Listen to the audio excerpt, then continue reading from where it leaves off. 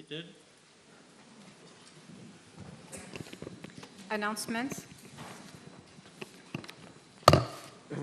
Mr. Speaker, sir, it is with deep regret that we learned of the demise of two former members of Parliament, namely Mr.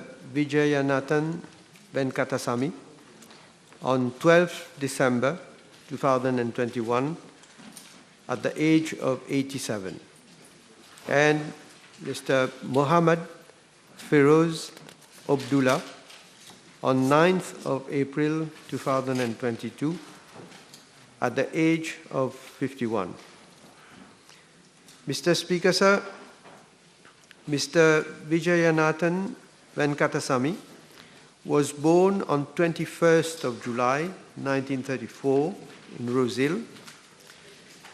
He attended New Eton College for his secondary education before being admitted to Hull University in England, where he obtained in 1961 a bachelor's degree in chemistry and physics.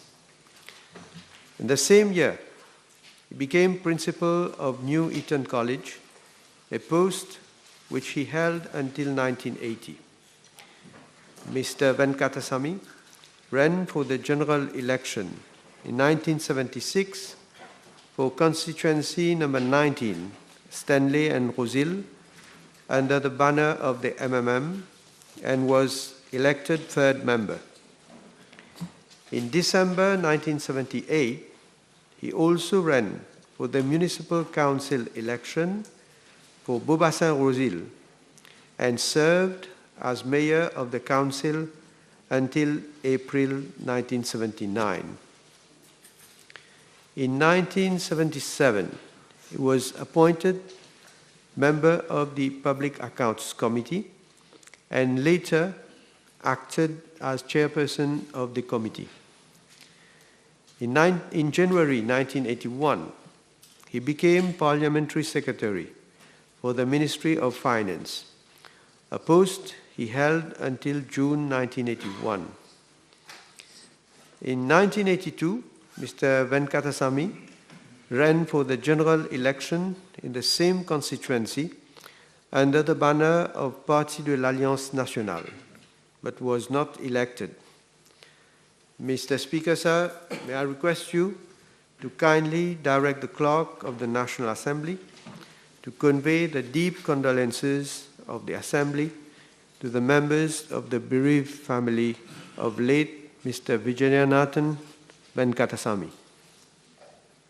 Mr. Speaker, sir, I associate myself with the tribute made by the Honourable Prime Minister to late Mr. Vijayanathan Venkatasamy, former member of the National Assembly, and on behalf of the opposition, I request the clerk to convey our condolences to the bereaved family. Honourable members, I associate myself with the tribute paid to the memory of late Mr. Venkatasamy, former member of Parliament by the Honourable Prime Minister and the Honourable Leader of Opposition, and I direct the clerk to convey the deep condolences of the Assembly to the bereaved family. The Speaker, sir, Mr. Mohammed Feroz Abdullah, also known as Abdullah, was born on 25th February 1971 in Castel. After his secondary schooling at Quartier Militaire State Secondary School and Sukhdev Bisundayal State Secondary School, he pursued further studies in accountancy in London. He held a professional qualification awarded by the Association of Chartered Certified Accountants. He was also holder of a diploma awarded by the London Chamber of Commerce and Industry. Mr. Abdullah ran for the general election for the first time in 1991 in constituency number 15, Lacavéan and Phoenix, as an independent candidate, but was not elected. In the year 2000, he contested the general election in constituency number 19, Stanley and Rosil, under the banner of the MSM-MMM Alliance, and was elected third member. Mr. Speaker, sir, in October 2000, he was nominated to serve on the Public Accounts Committee.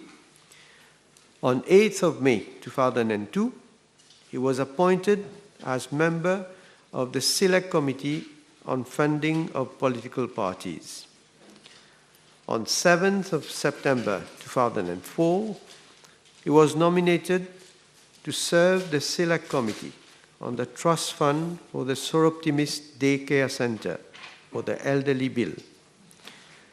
On 9th February 2005, he became the Deputy Chief Government Whip, a post which he held until April 2005. He was also engaged in social work. Mr. Speaker, sir, may I request you to kindly direct the Clerk of the National Assembly to convey the deep condolences of the Assembly to the members of the bereaved family of late Mr. Mohammed Feroz Abdullah. Mr. Speaker, sir, I'm very saddened to learn of the passing of Mr. Feroz Abdullah. We worked together for 5 years at the then Public Accounts Committee, and it's very sad that he died at such a young age. Therefore, Mr. Speaker, may I ask the clerk, on behalf of the whole opposition, to convey our condolences to the bereaved family. Honourable Member, I shake myself with the tribute paid to the memory of late Mr. Abdullah, former Member of Parliament by the Honourable Prime Minister and Honourable Leader of Opposition, and I direct the clerk to convey the deep condolences of the Assembly to the bereaved family. Questions? Yes, Mr. Speaker, sir, my private notice questions addressed to the Honourable Minister of Finance. Whether in regard to the ongoing fall in the exchange rate of the rupee vis-à-vis the US dollar and the ensuing scarcity of this currency in commercial banks in Mauritius, he will state the measures, if any, government and the Bank of Mauritius propose to take to reverse same. Monsieur le Président, tout comme mardi dernier, je tiens à remercier le leader de l'opposition pour sa question. Cette question me donne une nouvelle fois l'opportunité d'apporter un éclairage sur le sens de l'action du gouvernement en faveur de la population et en premier lieu envers les plus démunis. Pour ce faire, et dans un premier temps, je donnerai rapidement quelques éléments de contexte. Monsieur le Président, en effet, il n'est un secret pour personne que depuis mars 2020, et suite à l'apparition de la pandémie de la Covid-19, un ralentissement notable des activités économiques a été enregistré. Avec 2 confinements et la fermeture de nos frontières, notre économie a été mise à rude épreuve. Au global, Maurice a subi 2 contractions successives. La première de 6,9% pour l'année fiscale 2019-2020 et la seconde, 5,4% pour l'année fiscale 2020-2021. Je rajoute à cela que le déclenchement du conflit russo-ukrainien a rajouté un halo supplémentaire d'incertitude, entraîné une poussée inflationniste mondiale et pourrait conduire notre monnaie à se déprécier davantage. À cet égard, je m'appuie sur le récent rapport de la Commission économique africaine des Nations Unies intitulé « The Impact of the Ukraine Crisis in Africa », anticipant une dépréciation de 10% de la roupie, un surplus d'inflation de 2,2% en Afrique uniquement, dû au conflit, et une pression accrue sur les comptes courants de 43 pays africains, importateurs d'énergie et de denrées alimentaires, à l'instar de Maurice. Monsieur le Président, j'en viens à la problématique de l'entrée de devises dans le contexte des 2 dernières années que j'ai à l'instant étayé. Le choc a été particulièrement violent pour le secteur du tourisme, celui de l'export et celui des services financiers. Encore une fois, les chiffres parlent d'elles-mêmes. D'une part, Maurice a ainsi dû faire face à une baisse drastique des arrivées touristiques, c'est-à-dire que nous sommes passés d'un flux annuel pré-Covid de 1,3-1,4 million de touristes pour l'année 2019 à 300 000 touristes en 2020 et 180 000 touristes en 2021. Les conséquences en termes d'entrée de devises ont été majeures, étant donné que sur la période que je viens de citer, nous avons facilement perdu 2,3 millions de touristes. Sachant que chaque touriste en période pré-pandémique dépensait en moyenne 1 200 € par séjour hors transport, le manque à gagner cumulé est considérable. D'autre part, les exportations de biens et services qui avaient rapporté l'équivalent de 191,9 milliards de roupies en devises étrangères en 2019 sont tombées à 128,9 milliards de roupies en 2020 et 132,9 milliards de roupies en 2021. Enfin, le secteur des services financiers, bien qu'ayant démontré sa résilience, a enregistré une baisse de sa valeur ajoutée brute de 51,8 milliards de roupies en 2019 à 49,3 milliards de roupies en 2020, indiquant une diminution de rentrée de devises. Au global, au cours des 2 années de la pandémie, l'économie a ainsi enregistré un déficit de quelques 122 milliards de roupies d'entrée de devises étrangères, rien que sur l'export de biens et services. Monsieur le Président, pour répondre à la question de l'honorable leader de l'opposition, permettez-moi de prime abord de préciser le mandat revenant à la Banque de Maurice et celui qui incombe au gouvernement.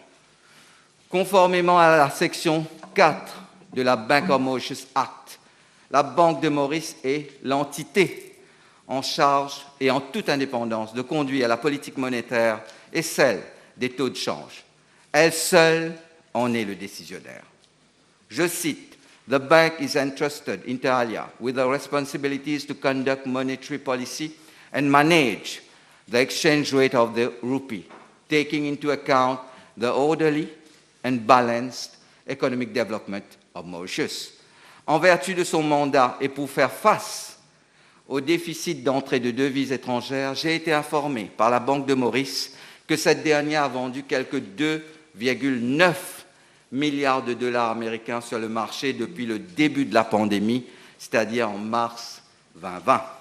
Je rappelle qu'en 2018 et 2019, Maurice avait reçu un montant de 12,67 milliards de dollars comparativement à 7,35 milliards de dollars en 2020 et 2021, soit une baisse de 5,32 milliards de dollars, équivalent à 230 milliards de roupies, représentant la moitié de notre PIB.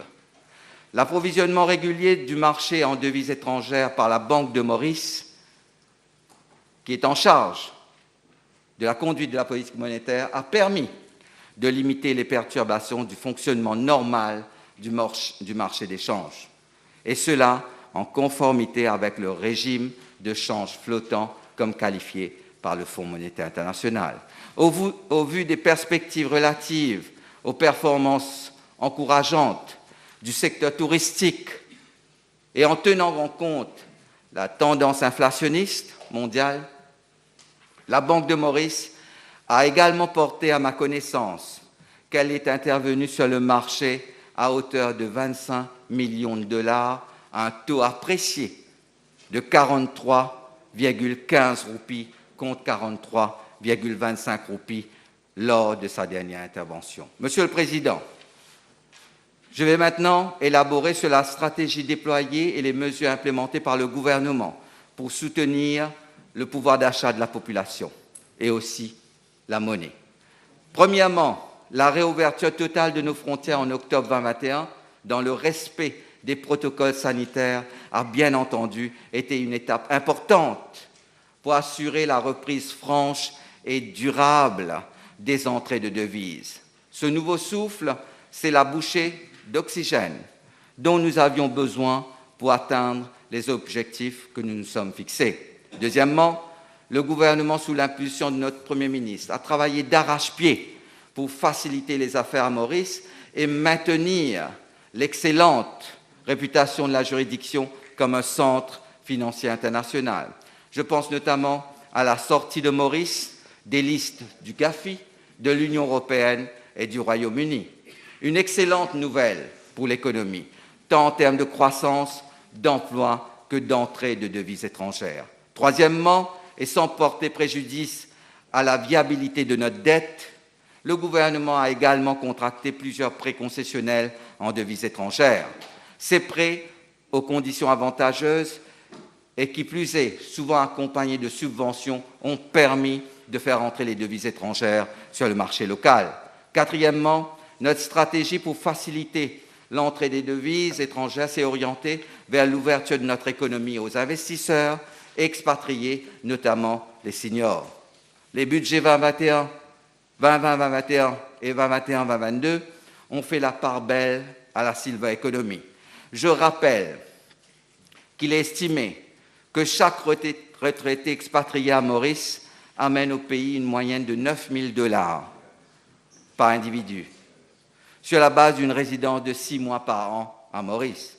Atteindre l'objectif de 25 000 retraités à Maurice permettrait, Monsieur le Président, d'accroître les entrées en devises étrangères de 250 millions de $. Enfin, permettez-moi de rappeler les efforts considérables déployés par le gouvernement pour subventionner une large gamme de produits de nécessité par un montant total de 8,2 milliards de roupies.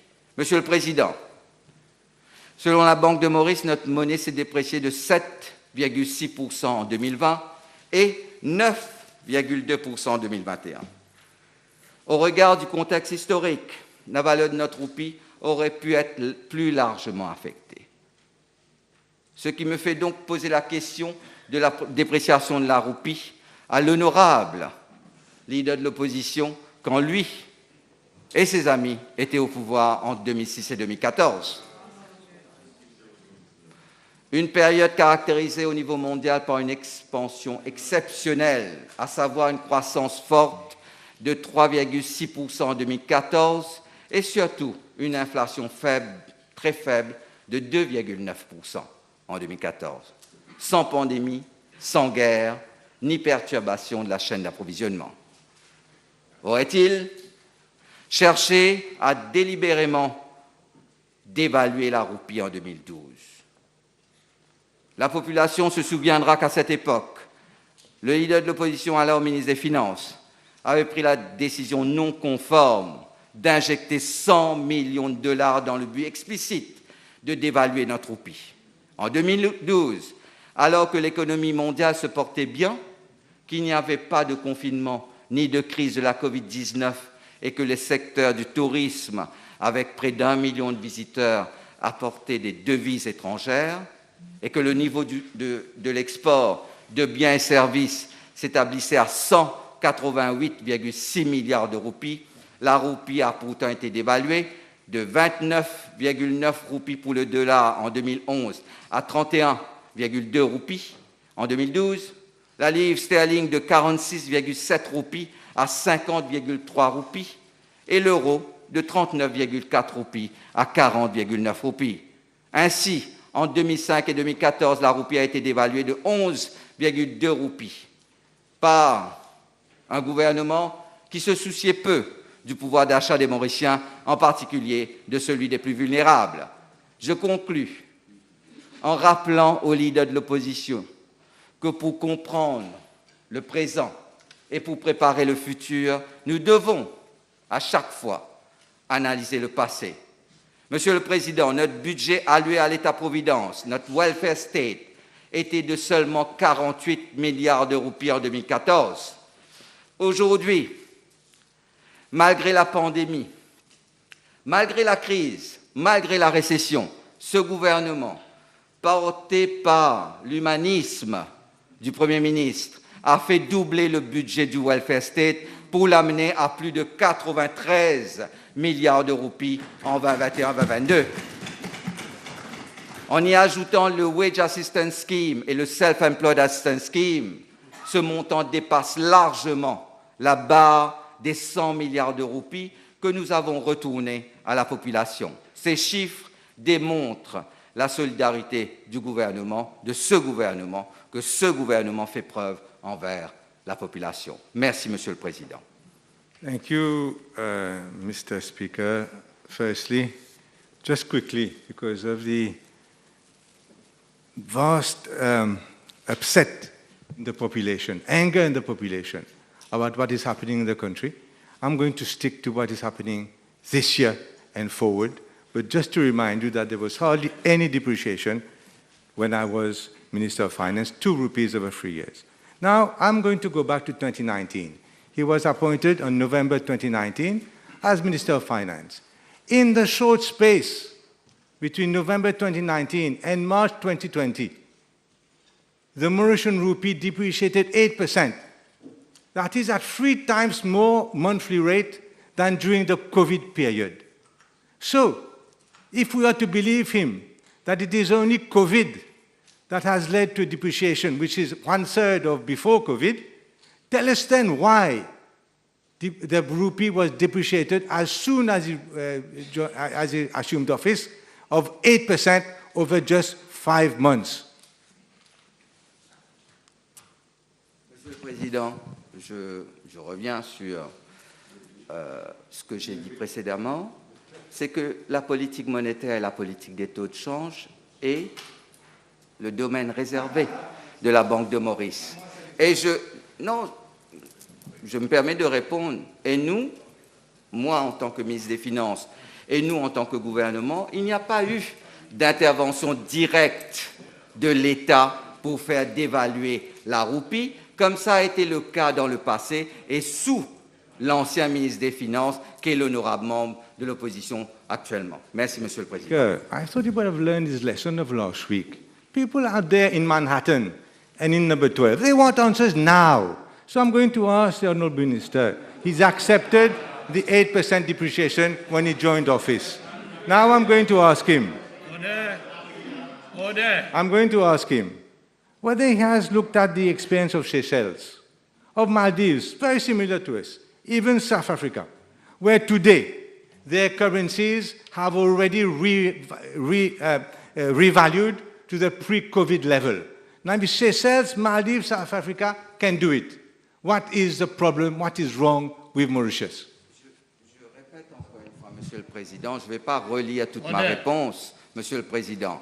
Je crois avoir expliqué le fait qu'entre 2020 et 2021, depuis mars 2020 et octobre 2021, la fermeture concernant le secteur touristique, le fait que nous avons perdu en termes d'arrivées touristiques, qu'on est passé de plus de 1,3 million de touristes à 176 000 touristes en 2021, le fait que pendant 2 années consécutives, on n'était à même pas 20% du potentiel du secteur touristique, et que je rappelle, Monsieur le Président, à l'honorable membre de l'opposition, leader de l'opposition, qui lui-même, dans un passé récent, disait que le secteur touristique, l'effet multiplicateur du secteur touristique est la plus importante à Maurice. Donc c'est sûr que le fait de ne pas avoir de touristes, le fait d'avoir eu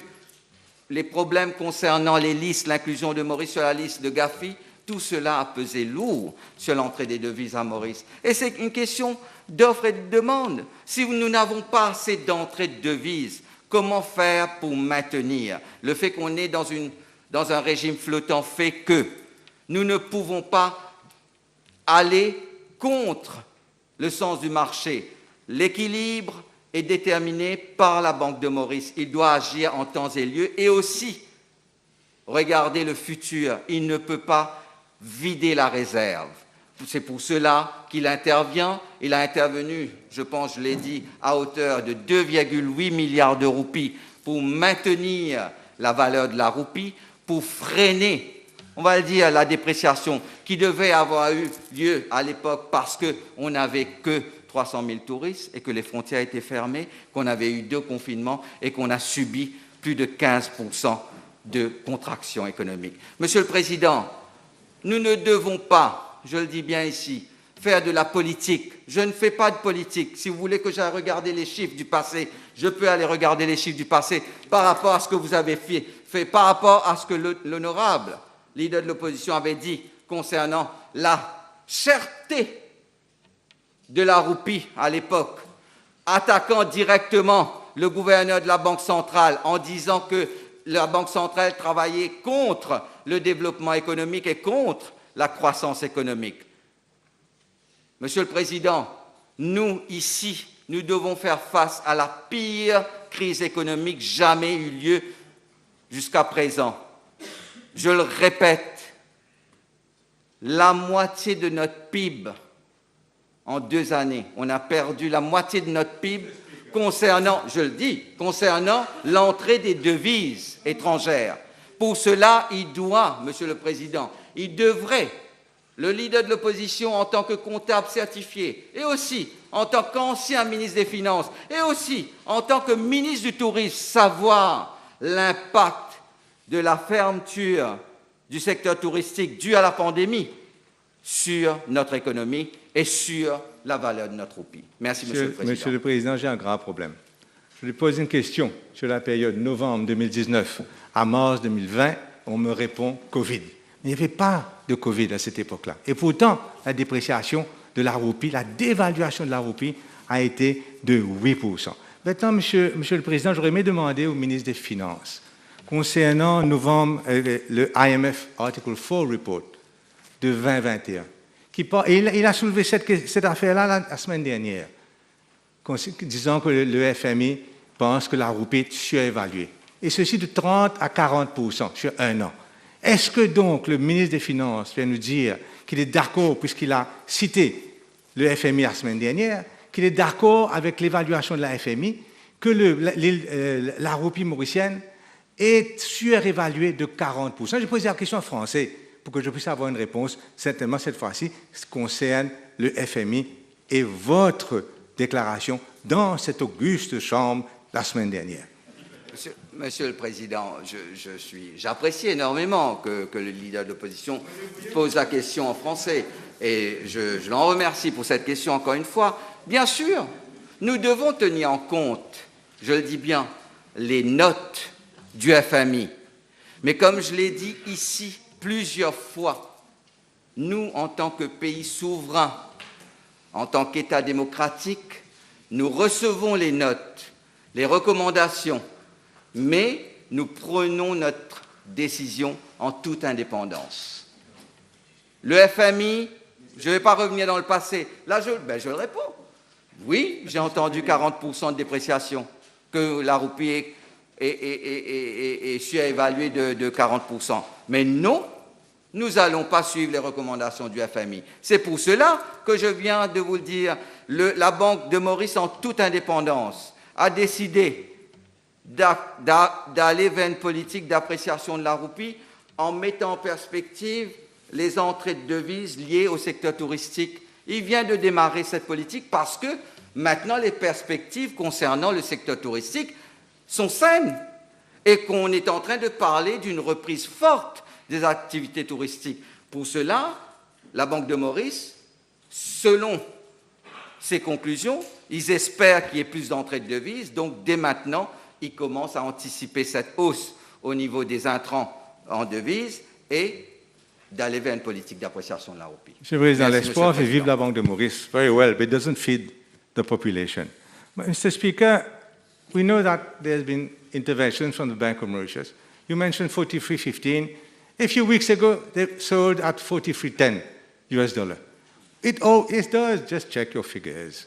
Now, what happens now is that a few days, the rupee falls, and then, of course, it increases, because the amount that is put on the market, the $25 million, is about 1/10 of the actual demand for US dollars at the moment.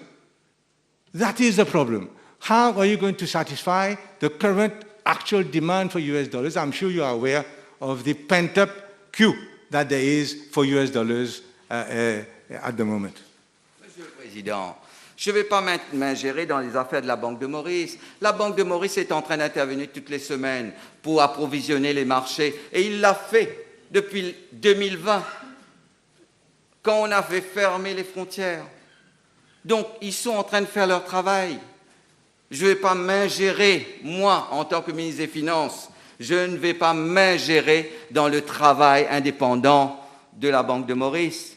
Ils sont en train de d'approvisionner le marché en devises, et jusqu'à présent, à part certains, et là je tiens bien à le dire, à part certains qui sont en train d'essayer un jeu spéculatif sur la valeur de la roupie et qui retiennent des devises sur leur compte, et c'est pour cela que vous avez des banques qui refusent de leur vendre des devises, mais en général, la Banque centrale est en train d'approvisionner les devises. C'est pour cela que nous avons tous les produits que nous voulons importer sur le marché. S'il y avait vraiment une rupture, Monsieur le Président, est-ce que vous croyez qu'on aurait eu tous les produits actuellement dans les supermarchés? Bien sûr que non. Bien sûr que non.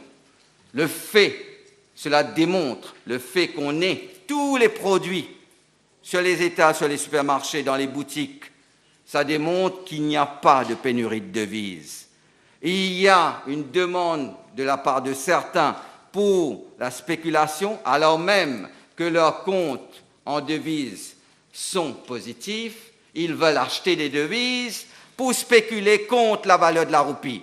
Et ça, je félicite, je le dis bien, l'autorité monétaire d'empêcher ce genre de spéculation à Maurice. Merci, Monsieur le Président. Mr. Speaker, I myself severely warned himself, the Minister of Finance and the government, against the raiding of the coffers of the Bank of Mauritius by 158 billion rupees over the last 2 years. And that is the reason why the Bank of Mauritius is so weak today.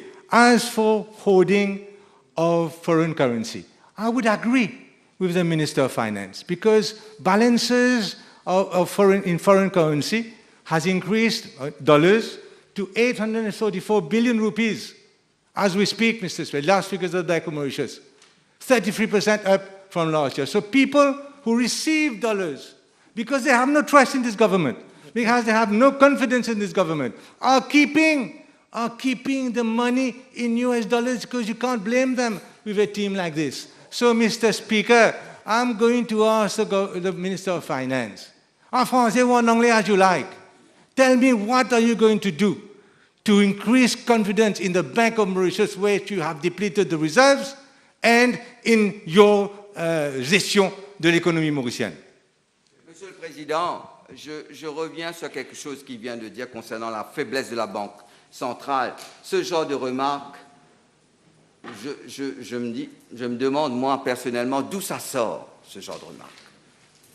En tant que leader de l'opposition, Monsieur le Président, il devrait faire attention à ce qu'il dit, parce que cela porte des coups à la réputation de la Banque de Maurice, de notre Banque centrale. Je reviens sur les faits. Je vais lire, tout simplement. Comment peut-il parler de faiblesse de la Banque centrale quand actuellement, je vais pas parler du gross reserves, parlons du net reserves. Parlons du net reserves. OK? Actuellement, il y a 4,1 milliards de dollars en net reserves. En 2014, quand il part, quand il quitte cette fonction de ministre des Finances, il n'y avait que, attendez, je vais bien le lire, je prends mes lunettes, 3,2 milliards de dollars. Donc comment pouvez-vous... Non, Monsieur le Président, j'aimerais aujourd'hui qu'il arrête de dire des faussetés, qu'il utilise cette plateforme. Comment peut-il parler de faiblesse de la Banque centrale quand on est en train d'être noté par le FMI? Vous pouvez parler de la faiblesse de la Banque centrale quand nous avons subi 2 années de grave crise. Et maintenant, on a quand même, je le dis bien, 4,1 milliards de net reserve. Pas 1, pas 2, 4,1 milliards, Monsieur le Président. Et eux, eux, quand ils sont partis, il n'y avait que, je le dis bien, 3,3 milliards de dollars. Donc, messieurs, et à l'époque, je le souligne bien, il n'y avait pas de pandémie, il y avait des touristes, le secteur financier fonctionnait bien, il y avait tout, il n'y avait rien. Et à l'époque, voilà la gestion que vous avez laissée, fait qu'à l'époque, il n'y avait que, je le dis bien, et ça je le reprends 20 fois, il vous avait laissé 3,3 milliards en net reserve. Vous voulez parler de net reserve? C'est pour ça que j'ai parlé en net reserve. Merci, Monsieur le Président. Et des net reserves. Monsieur le Président, I'm going to speak of the latest balance sheet of the Bank of Mauritius. Un étudiant en signaux va comprendre ce que je dis. Il y a dans ce balance sheet-là environ 300 milliards d'assets en devises étrangères. N'importe qui va comprendre qu'avec des réserves, shareholders reserves, de seulement 6 milliards, une fluctuation de moins de 5% dans la valeur du dollar mettrait la Banque de Maurice en situation de faillite. Ça, c'est pure mathématique, pure arithmétique. Si le ministre ne comprend pas ça, Monsieur le Président, retournez à l'école, mon cher. Retournez à l'école. Monsieur le Président, c'est encore une fois les gestes. Order. Order, there is a reply. The table is something else. Please reply. C'est encore des gestes, c'est encore des mots. Il prend le balance sheet de l'année dernière et il vient devant et il dit tout simplement que si jamais il y a une appréciation de la roupie de 5%, que la Banque centrale sera en faillite. Monsieur le Président, cela démontre qu'il ne comprend rien, et je le dis bien, rien à la gestion d'une banque centrale. Si vraiment c'était le cas, Monsieur le Président, est-ce qu'on n'aurait pas eu le même problème en 2014? Le assets, à l'époque, c'était quoi? Est-ce qu'il a vérifié?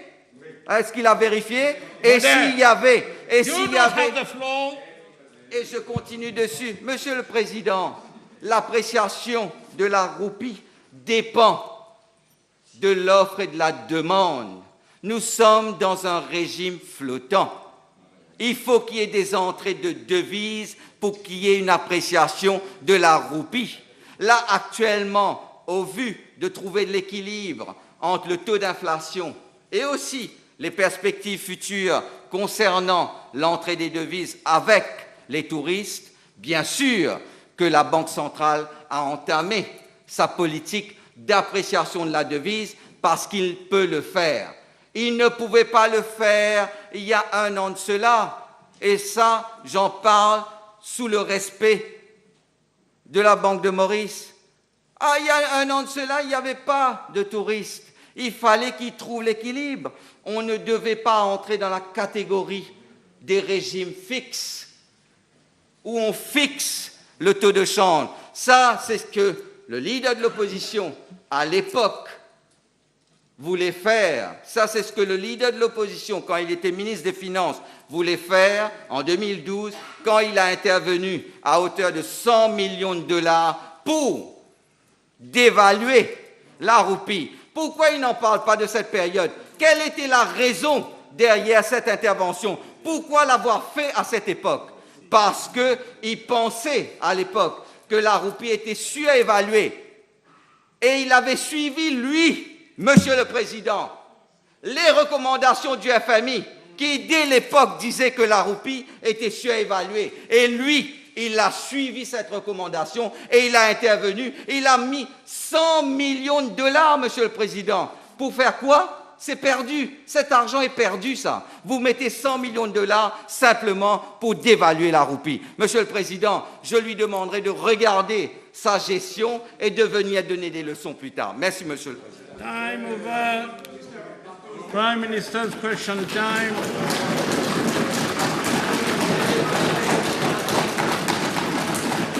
The table has been informed that PQ B227 has been withdrawn. MPU team. B213, please.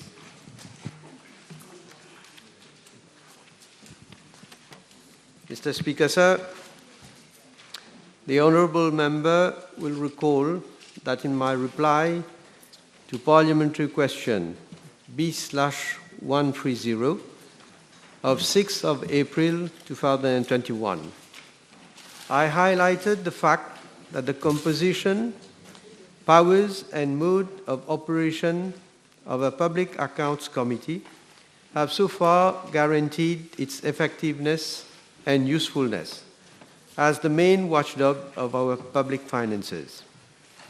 Besides, I also mentioned that honourable members always have the opportunity to seek information on the contents of both the report of the Director of Audit and of the report of the Public Accounts Committee through private notice questions and parliamentary questions.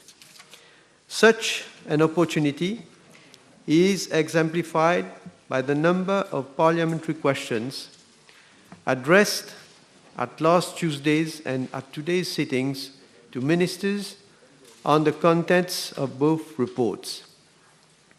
Moreover, honourable members have, during the debates on the appropriation bill, the possibility to express their views amply on the contents of the reports of the Public Accounts Committee and that of the Director of Audit. On this side of the House, we do not therefore see any need or any justification to amend the standing orders and rules of the National Assembly to allow debate in the Assembly on these reports. Mr. Speaker, sir, having said this, I hasten to add that the government is not here to condone, nor shall it condone, any mismanagement and wastage of public funds. However, we do seriously and responsibly believe that we need to act on the findings and recommendations of the Public Accounts Committee in its reports, wherever and whenever necessary and justified, rather than engage in more debates and discussions in the Assembly. The House will already have noted that in the last Public Accounts Committee report, it is stated, and I quote, "The general perception is that the reports of the Director of Audit and of the Public Accounts Committee fall on deaf ears, and no significant improvement is noted in the management of public finance." Unquote. Mr. Speaker, sir, this is far from the truth. As a matter of fact, since 2015, after successive reports of the Director of Audit and the Public Accounts Committee, the government has taken numerous steps to ensure that public funds are spent according to the authority of Parliament and that government obtains value for money for all expenditure from public funds. Mr. Speaker, sir, it is both relevant and pertinent that I remind the House of the main measures taken by the government since 2015, following the observations made by the Director of Audit in his successive reports. These measures include the following. In 2015, the Finance and Audit Act was amended to require every ministry and government department to prepare an annual report on performance for submission to the Ministry of Finance. Consequently, a guideline was issued in November 2016 by the Ministry of Finance, Economic Planning and Development to assist ministries, departments in the preparation of their annual reports on performance. To further improve expenditure management, accountability and transparency, measures were announced in the 2018-2019 budget speech for the Finance and Audit Act to be amended to make it mandatory for ministries and departments to include an implementation plan in their annual report for preventing recurrence of shortcomings reported by the Director of Audit. Accordingly, the Finance and Audit Act was further amended in 2018. The annual report now includes a statement showing an implementation plan for remedial action and for preventing the recurrence of the shortcomings, including wastage of public funds referred to in the report of the Director of Audit. In this respect, the guidelines on the preparation of the annual report on performance were amended and circulated to ministries, departments, and as at date, all annual reports on performance received from ministries, departments include the implementation plan for remedial actions on the issues raised by the Director of Audit. Mr. Speaker, sir, moreover, the government has already taken several other measures which include the following: the setting up of audit committees at the level of ministries, departments to implement the recommendations of the report of the National Audit Office, the Public Accounts Committee, and the internal control units. The submission of financial statements by statutory bodies to the Ministry of Finance, Economic Planning and Development within the prescribed deadlines and as per the standards required. The setting up of the Project Implementation and Monitoring Agency to ensure the smooth and timely implementation of projects and budgetary measures. Guidelines for the establishment of risk management in the public sector, the development of appropriate training program on risk management by the Ministry of Finance, Economic Planning and Development in collaboration with the Ministry of Public Service, Administrative and Institutional Reforms and the Mauritius Civil Service College, and the launching of the Corporate Governance Scorecard by the National Committee on Corporate Governance. The scorecard will measure objectively the level of compliance of Mauritian organizations with governance practices.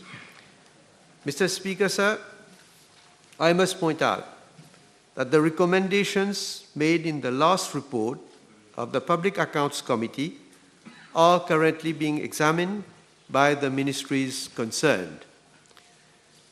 Mr. Speaker, sir, with hindsight, the Director of Audit and the Public Accounts Committee have, in all their reports to all governments, made criticisms on the management of public funds and also made recommendations, and this is certainly not something new.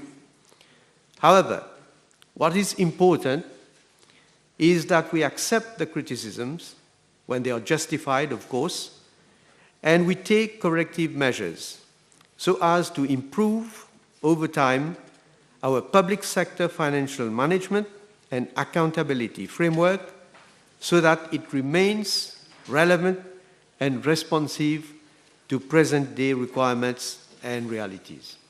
Thank you. Thank you, Mr. Speaker. Sir, in this August Assembly, on two occasions, in 2016 and 2018, the former Prime Minister, Sanur Jagannath, stated that the recommendation of the PAC has been examined by a committee of officials under the chairmanship of the former Secretary of Cabinet and Head of Civil Service, and that he is holding further consultation before proposing amendment to the standing order. So may I know from the Honourable Prime Minister why this volte-face of this government, whereas Sanur Jagannath gave the impression that he was all in favor of empowering the PAC and giving it more powers. Now today we hear that your government do not want to have the PAC report debated in this House. Speaker, sir, there is no volte-face. The honourable member has himself quoted what Sir Anirudh Jagannath, then Prime Minister, has stated, that there were recommendations and that those recommendations were being examined. But they are being examined. Ultimately, we have come to the conclusion that there is sufficient opportunities for members to study, to debate, to ask questions on the report of the Public Accounts Committee and also, of course, of the report of the Director of Audit. So this is the conclusion, and I've just stated the reasons why we have come to such a conclusion.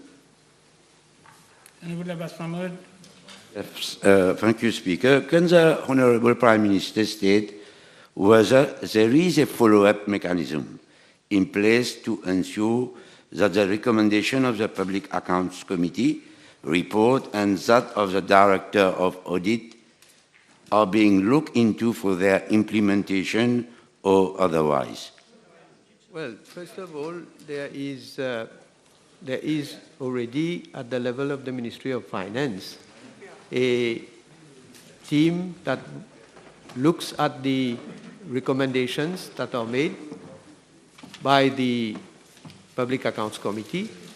And obviously, when the report of the Director of Audit is tabled, and instructions are also given to each ministry to see to it that they look at the comments that have been made with respect to each ministry so that they can come forward with any remedial measures that have to be taken.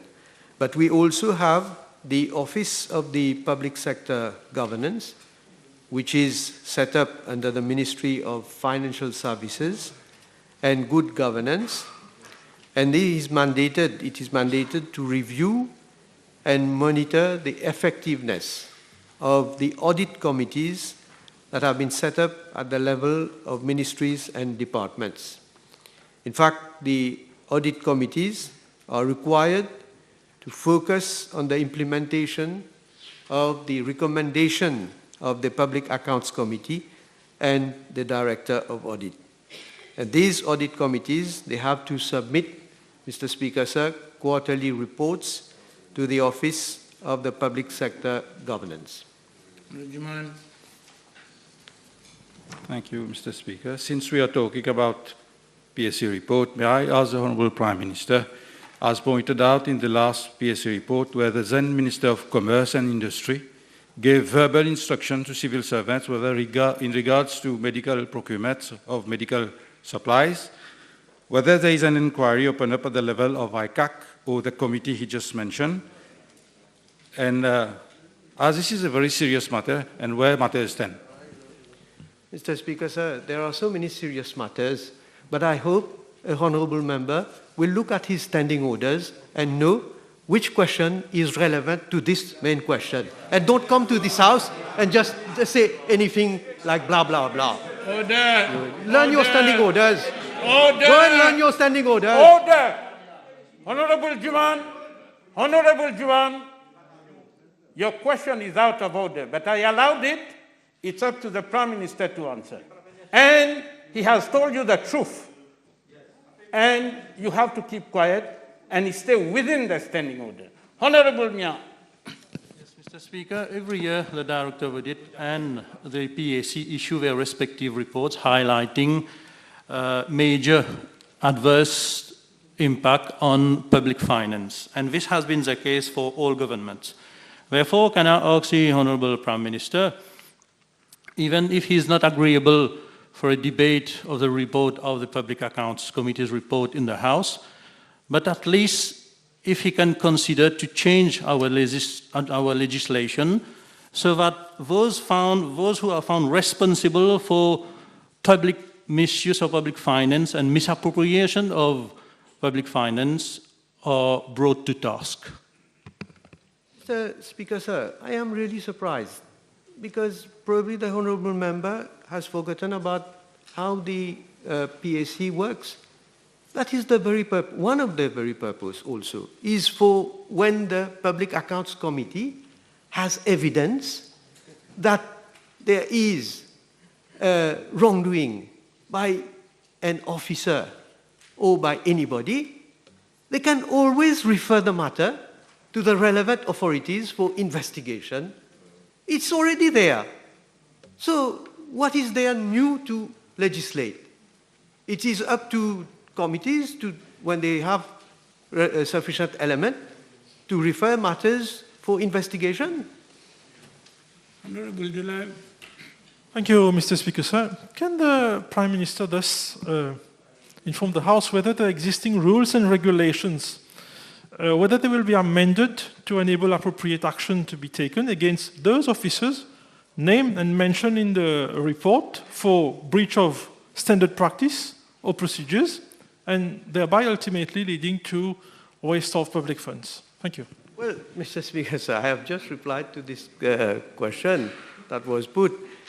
Actually, if there is any evidence with regard to any officer or anyone having gone against the law, the matter can always be referred to any of the investigative bodies for them to investigate, and then ultimately, should there be any action to be taken, that those bodies will be taking such action.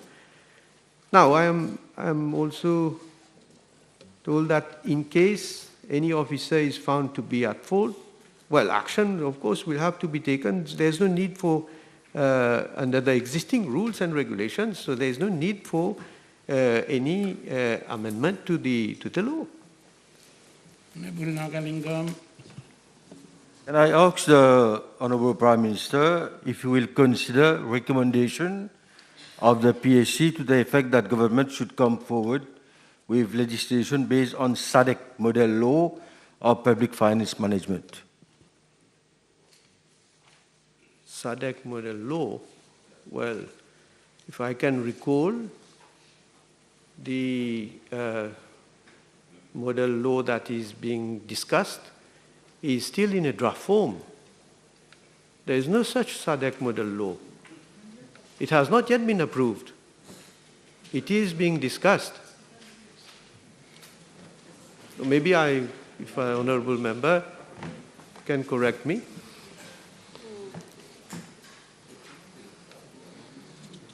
Well, here I'm informed that the SADC model law on public financial management is still under discussion and has not yet been adopted by the SADC Parliamentary Forum. But let me add also, I'm not prejudging what is going to happen. It is going to be discussed eventually. Even if it is adopted, Mr. Speaker, sir, it's going to be a benchmark for all countries to look at what is recommended and to see whether it suits the system that is in place.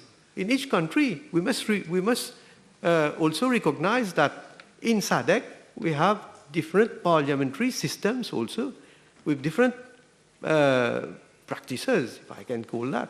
So I have in Mauritius, we have, in my reply, I've stated there are so many measures that have been taken in order to address the issue. Now, let me say one other thing also with regard to, because we are talking about debate, the PAC is mandated to look at the report of the Director of Audit and make observations, recommendations, of course. Now, if we're going to again debate on these issues, where are we going to end up? It's a question of, let's see what are the solutions. And rightly so, Honorable Mia has said that throughout so many governments, there have been criticisms from the Director of Audit about la gestion des fonds publics. There have been so many remarks that have been made before when we were in government together, MSM, when the Labour and PMSD were in government, now when we are in government. So we need to look at how we address those issues, how we see to it that there is efficient use of public funds, and obviously, certainly, that there is no wastage of public funds. Thank you, Mr. Speaker, sir. Members from both sides have been talking about different amendments. And I was made to understand that our parliamentarian system is based on a Westminster system. So I would like to ask the Honourable Prime Minister, is it a common practice to debate on these reports, like example from the UK? Do such debates occur in the Parliament? Thank you. Well, in fact, I tried to find out what obtains in the UK, Mr. Speaker, sir. I am informed that from advice sought and obtained from the UK House of Commons, that in the Westminster system there is no requirement for reports of any select committee, including, of course, the Public Accounts Committee, to be subject of debate in the House. In fact, the UK House of Commons, the Committee of the Public Accounts, is governed by Standing Order 148. And the said Standing Order does not contain a provision requiring the report of the Committee on Public Accounts to be debated. In fact, as I say, there is no requirement for committee reports to be subject of debate in the House of Commons. So reports are not referred to the House for debate, but can be debated if desired, that is, upon a motion brought to that effect. And this is what obtains also here. The Honourable Prime Minister, in his reply, mentioned a series of measures taken by his government to reduce mismanagement of funds, and he also said in his reply that action are taken against officers who has been guilty of mismanagement of funds. Taking this into consideration, how is it then, Honourable Prime Minister, that up to now, no action, no sanction has been taken against any officer, including any ministers who've been involved in the allocation of contract during the COVID pandemic, despite criticism from the Directors of Audit and in the report of the PAC? Well, you have been chairing the Public Accounts Committee. Have you been able to find any prima facie case against any officer or anyone? Yes, if you have, then you have omitted in your duty to refer the matter to the competent authorities for investigation. You are condoning. In fact, you are condoning. Order. Order. Honorable Danu. Thank you, Mr. Speaker, sir. Can we know from the Prime Minister whether any motion has been received by the National Assembly with regards to a debate on the report of the Public Accounts Committee? Well, if I can recall, Mr. Speaker, sir, there has been, according to the records of the National Assembly, 1969 to date, does not reveal any receipt of any such motion. But let me draw the attention of the honourable members to a parliamentary question B/1222 of the 11th of December 1979 in regard to discussion on the report of the Public Accounts Committee. The reply of the then Prime Minister was as follows, and I quote, "Sir, as far as I am aware, the report of the Public Accounts Committee has never been discussed in the House.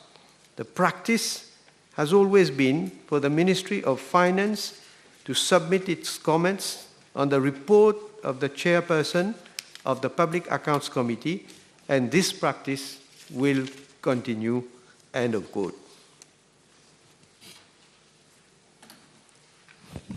Nous parlons ici du Public Accounts Committee. Nous voyons la réticence du Premier ministre à débattre du rapport de la PAC dans l'Assemblée nationale. Est-ce que le Premier ministre Est-ce que le Premier ministre confirme à la Chambre le fait que les membres du gouvernement siègent sur le Public Accounts Committee, l'honorable Bramiad, Chief Whip du gouvernement, est-ce que le Premier ministre confirme à la Chambre qu'il encourage tous les membres du PAC à faire une déposition à la police par rapport à ce que certains membres du gouvernement, les gaspillages qui ont été vus par le PAC? What nonsense are you talking about, honorable member? Really, real nonsense. This honorable member, Mr. Speaker, sir, this honorable member does not understand the functioning of a committee. When there is a chair in the committee, there are findings. The findings are from every member of that committee. Then it is for recommendations to be made. It is for actions to be taken. And it is for the chairperson to refer any case to any investigative authorities. And that is the way we function. Probably he should become a member of that. I don't know if he's a member of that committee. He's not. So next time maybe you will learn how this committee functions. Le Premier ministre est acculé, il devient agressif. Je demande au Premier ministre de retirer le mot nonsense par rapport à ma question. Order. You say accusations against members of the government. You said it. You say accusations against members of government. You said that. You have to withdraw that, and I will ask the Prime Minister to withdraw the nonsense word. Both of you. Du gouvernement n'est pas accusé? Yes. Mais il est dedans. No, you say that members of the government are accused. It may be cited, but this is not the point. You're pointing towards ministers of the government. I withdraw, okay. You withdraw that. You withdraw. And Prime Minister will withdraw the word nonsense. Okay. I withdraw. Honorable Bilal. Thank you very much, Mr. Speaker. I listened to Prime Minister very intently, and he said that his policy is to eliminate wastage of public funds and to prevent recurrence of shortage. Can I ask him, why is it that his government has done away with what we call base budgeting, the program-based budgeting, which was done away by the government when it came into power in 2015. And when you were Minister of Finance, you subscribed fully to this policy. Mr. Speaker, sir, well, when there are changes, that doesn't mean to say that we become less accountable with regard to the use of public funds. As I have said in my answer, not only do we have to see to it that public funds are being used judiciously, but we have taken a number of the measures in order to see to it that this happens. But of course, it also, I must say, it also depends on officers. They must act in a diligent manner, they must act promptly, and they must see to it that, as we say, public funds should be used in the most efficient way. Thank you. Can I ask the Prime Minister, who will be Minister of Finance, but that's going through records, how many accounting officers have been taken to task, either suspended, either dismissed by government, following severe criticisms made in many public accountability reports and also recommendations made by that committee? Can the Prime Minister have an indication how many officers have been taken to task, dismissed or suspended, following severe mismanagement of funds? And does it not consider it's high time now to at least implement a fiscal responsibility act and involve all these, I would say, fraudulent acts which occurs in the management of public finance? Well, as even a member of the opposition has acknowledged, every year the Director of Audit has emitted a number of criticisms with regard to the use of public funds under different governments. Now, how many officers have been taken to task? I will certainly look at the period from 2000 to 2005, the period of 2005 to 2014, and from 2014 to date. And obviously, I need notice of that question because I need to find out. I don't have this information with me. The table is advised that PQ B219, B220, B222, B223, B224, B225, B227 have been withdrawn. Question to ministers. The table has been advised that PQ B241 will be replied by the Honourable Minister of National Infrastructure and Community Development.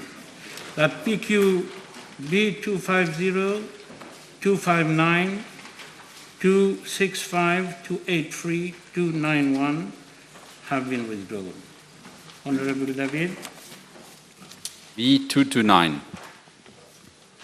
Mr. Speaker, sir, I am informed that in November 2015, the Commonwealth Head of Government endorsed the setting up of the Commonwealth Climate Finance Access Hub program with a view to assisting the adaptation and mitigation strategies of vulnerable states. Various donor agencies contributed to the implementation of the program of the hub. In that respect, the Secretariat of the hub enlisted the services of national climate change finance advisors to provide long-term technical assistance to the vulnerable states. From 3rd May 2017 to 2nd of June 2020, Mr. Patrick Karani, of Kenyan origin, was the first national climate finance advisor to Mauritius on a 3-year contract. He held a Bachelor's of Education with specialization in economics and business studies, Master's in International Development and Social Change with specialization in economic development, a Doctor of Philosophy in International Political Economy with focus on industrial rationalization within the framework of the Montreal Protocol on substances that deplete the ozone layer, and a certificate in leadership and management with specialization in natural resources and the environment. And he had over 25 years of experience in mainstreaming climate finance readiness into climate change policy, sustainable development, environmental matters, clean development mechanism, climate infrastructure investment, amongst others. Mr. Speaker, sir, in June 2020, following the termination of the contract of Mr. Karani, the Commonwealth Climate Finance Access Hub initiated actions for the recruitment of a new national climate finance advisor, pursuant to an international call from a pool of consultants by the Commonwealth Climate Finance Access Hub and a screening exercise effected at the level of my ministry. Mr. Irfan Tariq from Pakistan had been selected as the new national climate finance advisor. However, Mr. Tariq could not accept the post owing to delays in his release formalities at the level of the government of Pakistan. Consequently, the Commonwealth Secretariat formally engaged with Mr. Nirendra from the Malawi, the second best candidate for the post of National Climate Finance Advisor. The latter unfortunately advised the Human Resources Department of the Commonwealth Secretariat that he was no longer in a position to accept the post. In light of those circumstances, the Commonwealth Secretariat advertised the post of National Climate Finance Advisor ANU, with closing date the 14th March 2022. A total of 7 applications had been received, out of which 5 had been retained following an interim screening exercise. An interview panel led by the Commonwealth Secretariat thereafter undertook an evaluation of those 5 applications from the 6th of April to the 7th of April 2022. The name of the new National Climate Finance Advisor is expected to be communicated to my ministry by the Commonwealth Secretariat within 2 or 3 weeks. With regard to paragraph A of the question, in line with terms of reference, The prospective National Climate Finance Advisor should hold a postgraduate qualification in any of the following fields, namely climate change, environmental studies, economics, natural resources management, energy, project management, business studies, and other related subjects. Moreover, the latter should possess at least 8 years of work experience in climate policy development and management of projects in the area of climate change, energy, forestry, biodiversity, agriculture, and technical assistance initiatives. Mr. Speaker, sir, with regard to part B of the question, I am informed by the Commonwealth Climate Finance Access Hub that Mr. Karani was paid £55,000 annually, excluding allowances and benefits. That is around £4,583 monthly, excluding allowances and benefits. The incoming National Climate Finance Advisor would also be paid the same amount, excluding allowances and benefits, of course. Merci, Monsieur le Président. Je comprends dans la réponse du ministre que donc ce conseiller national sur le changement climatique est essentiellement un conseiller sur les questions de finances, ce qui tombe bien parce que le combat de notre pays face aux effets du changement climatique est un combat grandement financier, et dans les dernières contributions déterminées au niveau national soumises par l'île Maurice, 100 milliards de roupies doivent être trouvés d'ici 2030 pour financer les mesures d'atténuation et d'adaptation, ce qui fait donc 11 milliards de roupies par an. Puis-je demander au ministre si le conseiller national, donc sur les questions de finances, aura donc comme responsabilité un devoir de conseil auprès du gouvernement mauricien sur les sources et les mécanismes de financement de ces 11 milliards de roupies par an à trouver localement. Monsieur le Président, let me add that during his assignment, Mr. Karani has been able to mobilize climate finance to the tune of $3,542,857 USD for 2 projects.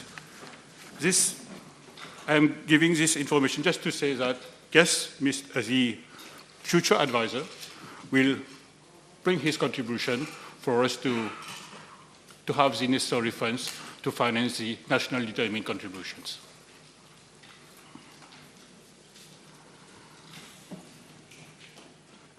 Thank you. The Honourable Minister has mentioned that the advisor was also involved in policy formulation. Can I ask him whether the advisor has made positive contribution in that sense, because our nationally determined contribution for 2030 and 2050 timelines do not quite have clear targets at this moment in time. How to achieve these targets at this moment in time? Monsieur le Président, je pense que l'honorable membre sera d'accord avec moi que le libellé de la question, cela concerne principalement hired under the Commonwealth Climate Finance Hub. He will state if the latter holds office on a permanent contractual basis, indicating qualifications, experience, monthly pay packet. Si l'honorable membre vient de l'avant avec un substantive question concernant le policy decision, je me ferai un plaisir de lui répondre, Monsieur le Président. Next question. B230.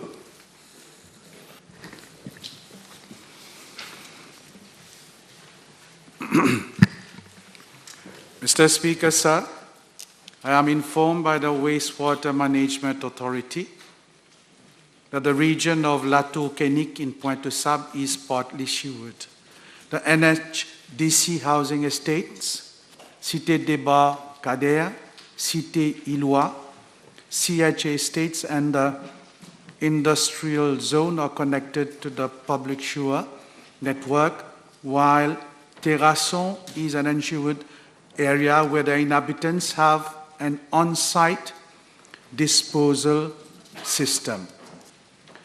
The Wastewater Management Authority has received requests from the residents of Terrasson and neighboring regions for the provision of sewer facilities in order to mitigate the nuisance caused by overflow of pits. The Wastewater Management Authority has assessed that the permeability of the soil is quite poor. A survey was thus carried out in the region to check the feasibility of connection to the main sewer line, and in order to ascertain the extent of the area to be sewered, a pre-feasibility study report was prepared in-house by the Wastewater Management Authority in December 2014. The regions identified were Terrasson, Vergémang, Canfiringa, Pointe-Sable, Petit Verger, and Kensington. The pre-feasibility study recommended that a length of 41.8 kilometers of sewer had to be laid to connect 4,000 households, and 5 new pumping stations had to be constructed. The cost of connecting the above regions to the public sewer was estimated at more than 2 billion rupees. Mr. Speaker, sir, in view of the considerable investment involved, it was decided in 2015 that the project be implemented in phases.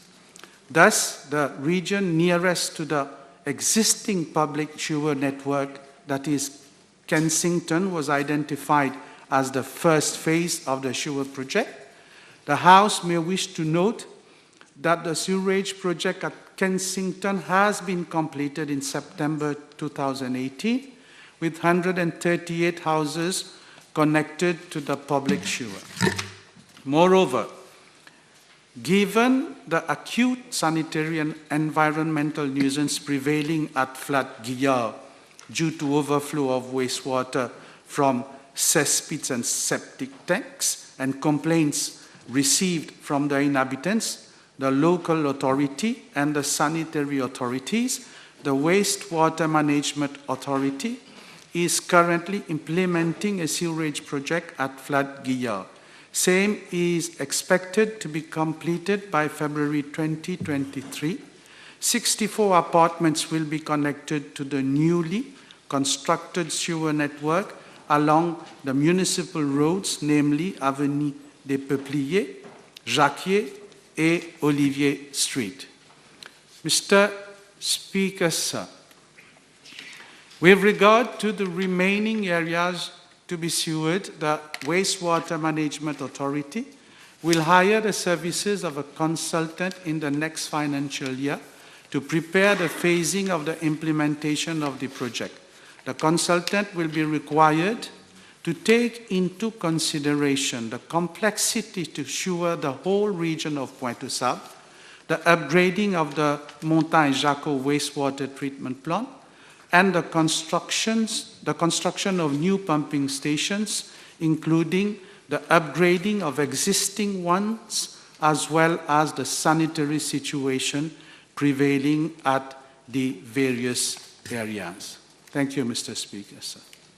Thank you, Honourable Minister. On a short-term basis, can the Minister ensure that the WMA provide free pumping services to the inhabitants of Terrasson on a regular basis, if possible?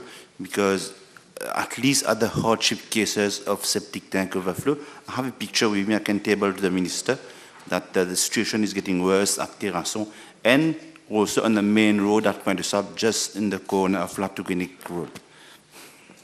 Mr. Speaker, sir, the Wastewater Management Authority provides such services. But honourable members should understand that wastewater projects involves a lot of money, and the Wastewater Management Authority have to find the required funds to implement those projects. As it is in that constituency, let me bring to the attention of the House, the Wastewater Management Authority is already implementing project in the region of Pai worth more than 1 billion rupees. So providing free service, the services will be provided whenever required, but free services cannot be considered at this stage, Mr. Speaker, sir. I'm grateful for the project done at Kensington mentioned by the Minister and even the one that is starting at Flatgear. But concretely, Honourable Minister, we wanted to know when you're starting the project at Terrasson. There has been so many requests, there has been so many reported cases through the CSU, and at the time I'm talking to you now, the people are just unaware of the situation. When is the Ministry going to start the project? You said there has been a feasibility study, and it dated last 2014, 2015. So we are 5 years away now from the feasibility study. Yeah, I do understand the situation, Mr. Speaker, prevailing in that region with regard to wastewater. And it is for this reason when they did that pre-feasibility study, which was estimated at 2 billion rupees, the Wastewater Management Authority decided to implement the project in phases until a feasibility study was carried out. I have told the Wastewater Management Authority to do the needful. That is why in the last paragraph of my reply, I said that we will hire the services of a consultant in the next financial year. We cannot do more than that. And from there, we are going to give priority to the region of Terrasson whenever we implement the project for the whole area, because I understand that the biggest problem is in the area of Terrasson. We are going to give priority to the region of Terrasson when we will be implementing the project for that region, Mr. Speaker. Sir. Since the Minister mentioned the work that's being done at Flatgear, can I find from him if he has information whether the surrounding of Flatgear also will be connected, or it will be only the apartments that he mentioned earlier? Yeah, from what I understand, Mr. Speaker's information that has been conveyed to me by the Wastewater Authority is that only Flatgear will be connected to the main sewer. Thank you, Mr. Speaker. The table has been advised that PQ D296, 298, 311, 273, 292, 313, 254, 266, 276, 281, 285, 271, 299, 303 have been withdrawn. Honourable members, will suspend the sitting for 1.5 hours.